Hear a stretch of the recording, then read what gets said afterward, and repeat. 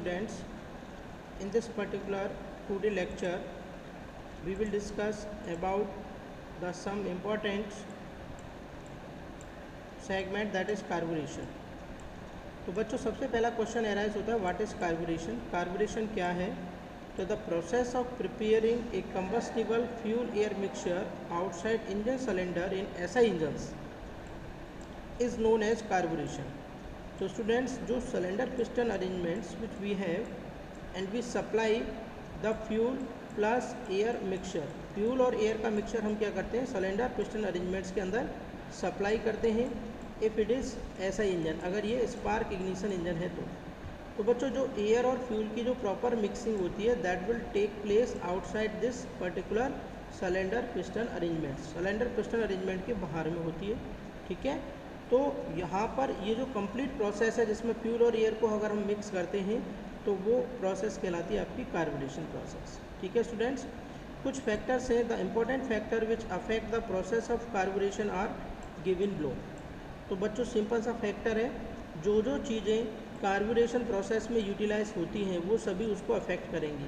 तो उनमें सबसे पहला आता है students time available for mixer preparation, कि जो कार्बोरेटर के अंदर मिक्सचर प्रिपेयर होता है उसमें जो टाइम लगता है that also play the important role, जैसे एटोमाइजेशन में, ठीक है, मिक्सिंग में और वेपराइजेशन, तीनों ही जो प्रोसेस ये कंप्लीट होती हैं कार्बोरेटर के अंदर, इन तीनों में ही जो टाइम लगेगा, ठीक है, तो time available for mixture preparation.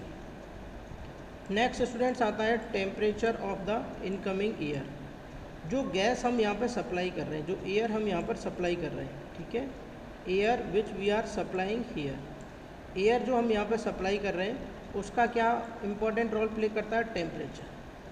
ठीक है स्टूडेंट्स, तो अगर हम बात करते हैं किसकी, टेम्परेचर की, तो temperature also play a role. ठीक है, नेक्स्ट स्टूडेंट आता है quality of the fuel supply, जो फ्यूल हम सप्लाई कर रहे हैं, ठीक है, एयर तो हमने दे दी यहाँ से और यहाँ से मान के चलिए we are supplying the fuels. तो बच्चों ये जो fuels which we are supplying, ये आपका क्या है? फ्यूल यहाँ से सप्लाई कर रहा था, उसकी क्वालिटी क्या है? उसकी क्वालिटी भी मैटर करती है बच्चों, जो क्वालिटी आएगी फ्यूल की that is also play very important role. And next one is the design of combustion chamber in induction system, जो इंडक्शन सिस्टम है, ठीक है, और जो कंबशन चैम्बर है उसकी design that also play the important role. तो यहाँ पर स्टूडेंट्स देखते हैं नेक्स्ट जो पॉइंट एराइज होता है that is mixture requirement for steady state operations. तो जो स्टडी स्टेट ऑपरेशंस होता है उसको हम 3 मेन एरियाज़ में स्टडी करते हैं। तो 3 main area of study state operation of automotive engines which require different air fuel ratio are discuss below. तो 3 एरियाज़ होते हैं स्टूडेंट्स। पहला होता है आइडियल लिंक या आइडियल रनिंग, ठीक है। दूसरा होता है normal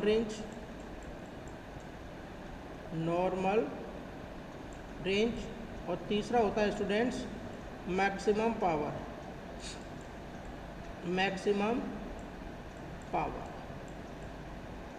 this one is third one.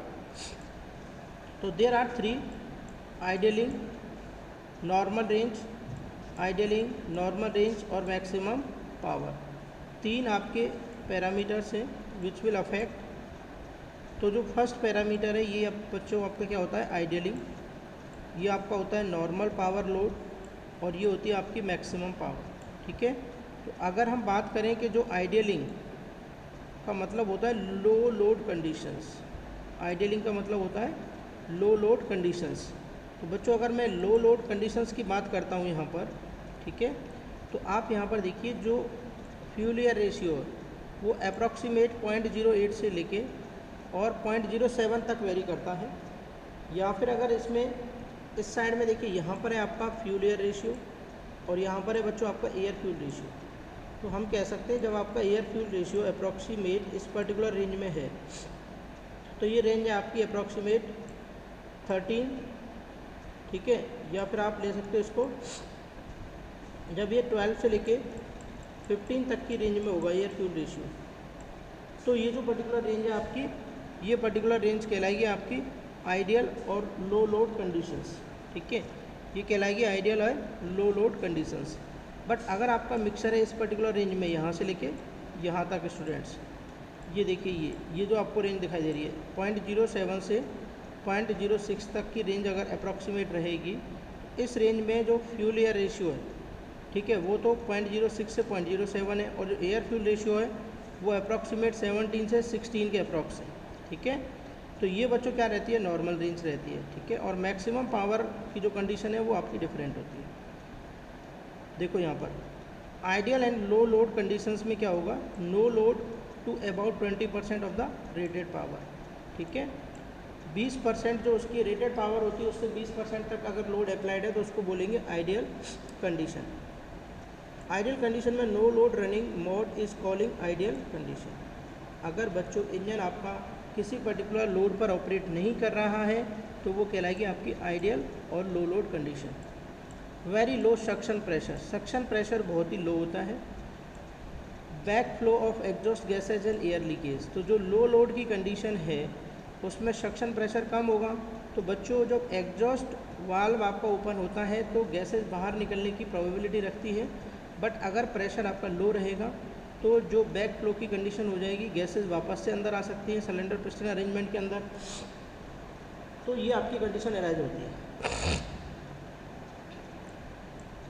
Next है increase the amount of residual gases and hence increase the dilution effect. तो अगर हम क्या करें, जो गैसेज का अमाउंट है, ठीक है, अगर बच्चों सिलेंडर पिस्टन अरेंजमेंट के अंदर रेसिडुअल गैसेज बढ़ जाएंगी तो जब आप नए सक्शन स्ट्रोक में क्या सप्लाई करोगे, फ्यूल सप्लाई करोगे, तो वो डाइल्यूट हो जाएगा, ठीक है। दैट में क्रिएट रिच मिक्सचर रेशियो 0.08 से लेके एयर फ्यूल रेशियो यानी 12.5:1 तक इसमें हम प्रोवाइड करते हैं आइडियल कंडीशन में, जिससे क्या है, इंजन आपका स्मूथ रनिंग करता है। नेक्स्ट आता है बच्चों नॉर्मल पावर रेंज, और जिसको बोला जाता है क्रूजिंग रेंज। तो जो क्रूजिंग रेंज होती है इसमें बच्चों जो इंजन की पावर है वो अराउंड 20 से लेके 75% की जो रेटेड पावर होती है, इस रेंज के बीच में इंजन आपका ऑपरेट करता है, ठीक है। तो अगर इस पर्टिकुलर रेंज में इंजन आपका ऑपरेट करेगा तो इंजन के अंदर का जो प्रेशर है वो एबव एटमॉस्फेयर प्रेशर मेंटेन होगा, ठीक है। तो यहाँ पर जो लीकेज की प्रॉब्लम है, लीकेज डिक्रीजेस हो जाता है, और फ्यूल की जो इकोनॉमी है वो क्या हो जाती है, बढ़ जाती है, ठीक है बच्चों। Maximum fuel economy occur at air fuel ratio of 17:1 से लेके 16.7:1 तक, ठीक है। अगर आपका एयर फ्यूल रेशियो 17:1 से लेके 16.7:1 तक है तो इसकी जो पावर है, ठीक है ना, फ्यूल इकोनॉमी है वो क्या हो जाती है बच्चों, मैक्सिमम हो जाती है। Mixture ratio for best economy are very near to the mixture ratio for minimum emissions.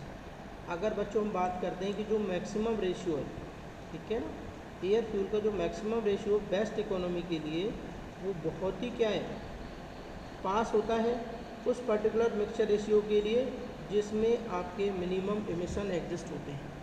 तो ये भी अच्छी कंडीशंस हैं। अगर मिनिमम एमिशन एग्जिस्ट होते हैं, इस तरीके का मिक्सचर हम प्रोवाइड करते हैं तो एनवायरनमेंट फ्रेंडली भी रहेगा एज वेल एज इकोनॉमी भी बेस्ट आएगी। Next student maximum power range की बात करते हैं, थर्ड पॉइंट। तो जब आपका इंजन रन करता है 75 से 100% रेटेड पावर के बीच में, तो वो कंडीशन कहलाती है maximum power range. Next point है बच्चों mixture requirement for the maximum power is rich mixture. तो मैक्सिमम पावर रेंज में अगर हमारा इंजन ऑपरेट कर रहा है तो उस पर्टिकुलर कंडीशन के लिए हमें जो मिक्सचर की रिक्वायरमेंट चाहिए, ठीक है, तो वो हमें बेसिकली रिच मिक्सचर चाहिए जिसमें आपका एयर फ्यूल रेशियो अराउंड 14:1 हो या फ्यूल इंटू एयर रेशियो 0.7 हो। Next point, rich mixture also prevent, rich mixture रोकता है ओवर हीटिंग की प्रॉब्लम को of exhaust valve at high load. High load पर जो एग्जॉस्ट वाल्व के ओवर हीटिंग की प्रॉब्लम होती है उसको रिच मिक्सचर क्या करता है, रोकता है। एंड इनहिबिट्स डिटोनेशन, और डिटोनेशन को भी रोकता है। नेक्स्ट है in multi cylinder engine the air fuel ratio are slightly lower. तो बच्चों जो मल्टी सिलेंडर इंजन होते हैं उनमें एयर फ्यूल रेशियो क्या होता है, स्लाइटली लोअर होता है, ठीक है। और बाकी जो रिमेनिंग पार्ट है that we will discuss in the next part of this particular chapter. Thank you.